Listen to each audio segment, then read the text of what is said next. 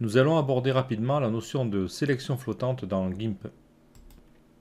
J'ai créé un document très basique dans lequel il y a deux calques, le calque d'arrière-plan qui est rouge et un calque que j'ai positionné au-dessus qui est rempli avec un dégradé.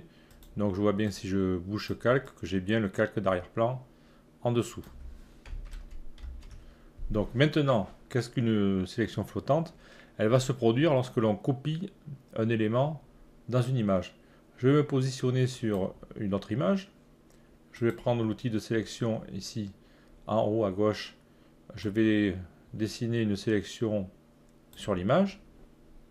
Je vais faire édition copier ou bien CTRL plus C. Je vais revenir dans mon image originale et je vais faire édition coller ou bien CTRL plus V. Ma sélection a bien été copiée dans l'image. À l'aide de l'outil déplacement, je peux la déplacer comme je veux. Et je constate dans la palette calque qu'un nouveau type de calque est apparu qui s'appelle sélection flottante et entre parenthèses calque copié. Parce que c'est un calque que j'ai obtenu en faisant un copier-coller. Donc maintenant, il va falloir décider que fait-on de cette sélection. On a deux possibilités. Soit on la déplace sur un calque indépendant, ou bien on l'intègre à un calque existant, en l'occurrence le calque qui est situé directement en dessous. Pour positionner notre sélection flottante sur un calque indépendant, il suffit soit de cliquer sur le bouton ici Nouveau calque, il va créer un nouveau calque à partir de ma sélection flottante, ou bien faire un clic droit sur la sélection flottante et cliquer sur Vers Nouveau calque, ou bien encore une fois dans le menu calque de cliquer sur Vers Nouveau calque.